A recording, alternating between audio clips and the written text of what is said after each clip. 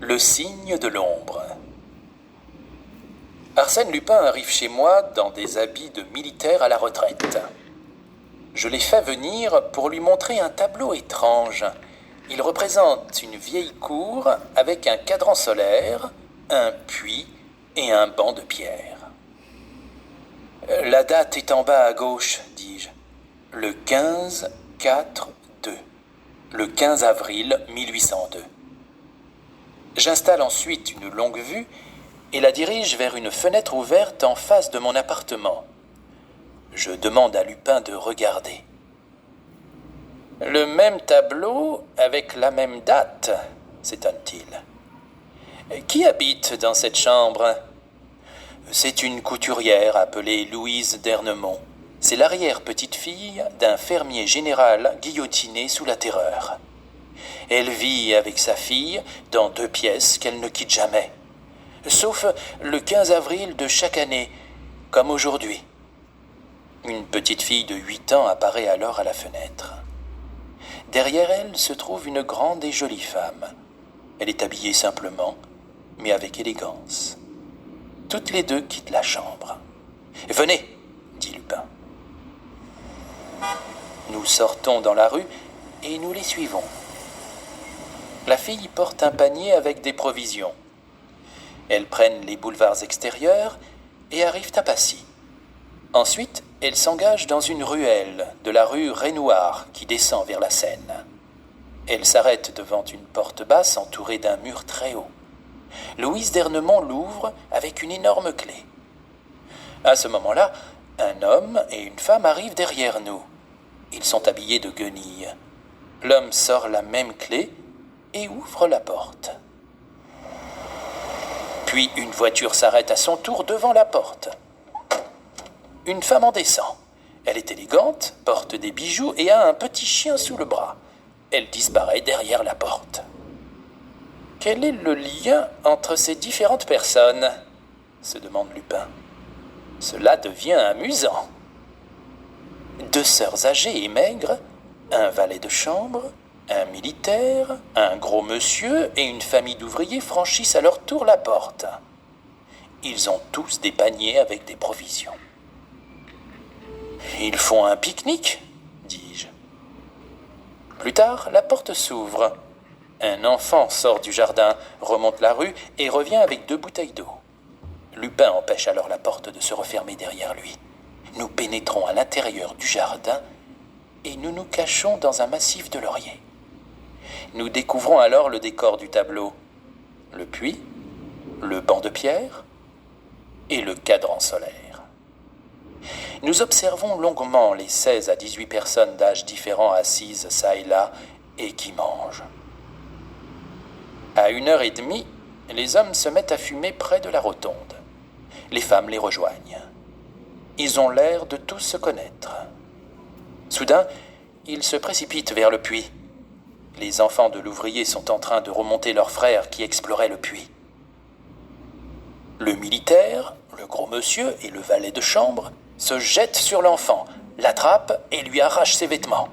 Les 2 sœurs et les mendiants se battent avec les ouvriers. « Ils sont fous !» dis-je. Louise d'Ernemont réussit à les calmer. Ils se rasseyent, l'air fatigué et triste. Vers 5h, le gros monsieur regarde sa montre. Les autres l'imitent. Il semble attendre un événement extraordinaire. Mais 20 minutes plus tard, le gros monsieur a un geste de désespoir, puis il se lève et remet son chapeau. Les sœurs se mettent à genoux et font le signe de croix. Louise d'Ernemont serre sa fille tristement. « Partons, » dit Lupin. « C'est fini. » En haut de la rue Raynouard, Lupin parle avec le concierge d'une maison. Puis, il arrête une voiture et donne une adresse au chauffeur. 34 rue de Turin. C'est l'étude d'un notaire, maître Valandier. Lupin se présente comme le capitaine Janniot, un militaire en retraite. Il dit être intéressé par un terrain près de la rue Raynouard. Le notaire va chercher un tableau dans une armoire. C'est le même tableau avec la même date. « Vous parlez de ce terrain ?» dit-il. Il n'est pas à vendre. Mais il a une drôle d'histoire que je peux vous raconter. Durant la Révolution, le fermier général Louis Agrippa d'Ernemont s'y est caché pendant 3 ans avec son fils, Charles, et une vieille servante. Le 15 avril 1794, des hommes armés se sont approchés de la maison. Le fermier a demandé à sa servante de les retenir 5 minutes. Il est allé dans son jardin, puis il est revenu et a accepté de suivre ces hommes. Le 15 avril, quelle coïncidence, dit Lupin. 3 mois plus tard, on guillotine Louis Agrippa d'Ernemont. Son fils récupère enfin la maison en 1803, presque 10 ans plus tard. Il est si heureux qu'il devient fou avant même d'entrer dans la maison. Sa mère et sa sœur sont mortes, et c'est la servante qui s'occupe de lui. Charles vit jusqu'à sa mort dans sa chambre. Il ne la quitte qu'une seule fois par an, le 15 avril. Ce jour-là, il sort dans le jardin, s'assied à différents endroits du jardin, puis rentre dans la maison. Juste avant de mourir en 1812, sa servante révèle un secret. Le fermier général a caché des sacs d'or et d'argent dans le jardin. Il a dessiné 3 tableaux pour prévenir sa femme, son fils et sa fille. Et les sacs sont donc encore dans le jardin, rit Lupin. D'après moi, ils n'existent pas, répond le notaire. Mais les héritiers, les enfants que Charles a eus en secret et ceux de sa sœur, les cherchent chaque 15 avril. Depuis 100 ans, les héritiers attendent un miracle à cette date. Vous pouvez les aider, mais il faut avant déposer 5 000 francs à mon étude. Ah, c'est la règle. Et si vous trouvez le trésor, le tiers est à vous. Voici les 5 000 francs, dit Lupin. Convoquez les héritiers le 15 avril de l'année prochaine, à Passy. Lorsque nous quittons l'étude, je demande à Lupin ce qu'il sait. Rien, mais c'est ce qui m'amuse. J'ai 365 jours pour réfléchir. Le matin du 15 avril suivant, sans nouvelles de Lupin depuis 1 an, je me rends à Passy. Maître Valandier est là avec les héritiers. Il y a les sœurs âgées, le militaire, la famille d'ouvriers. Ils ont le visage plein d'espoir et attendent avec impatience le capitaine Janniot. Lupin, habillé en capitaine, arrive. Il consulte sa montre et dit « Pas de temps à perdre ». Il s'approche du cadran solaire. La table en marbre est usée par le temps. Et c'est la flèche d'un amour qui sert d'aiguille.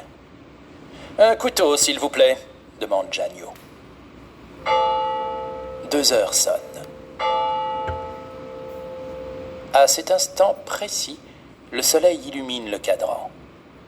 L'ombre de la flèche suit une cassure du marbre. Le capitaine gratte la terre à l'intérieur de la cassure. Un obstacle l'arrête. Il retire alors un objet avec ses doigts et le passe au notaire. C'est un diamant énorme. Il continue et retire ainsi 18 diamants. Les 2 sœurs s'évanouissent. La femme élégante prie et Louise d'Ernemont pleure. Les héritiers veulent remercier le capitaine Janniot, mais il est déjà parti. Plusieurs années après, Lupin m'explique.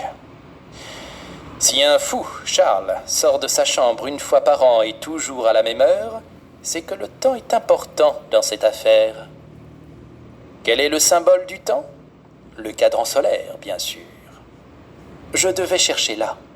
Le 2 de la date ne représentait pas l'an 2, c'est-à-dire 1802, mais 2 heures. Vous avez donc gagné 6 beaux diamants, dis-je. Pas du tout. Le lendemain, les héritiers refusent de reconnaître mon contrat avec le notaire, car le capitaine Janniot n'existe pas. J'ai eu simplement un tout petit diamant. Rendez service à votre prochain, et voilà comment vous êtes récompensé.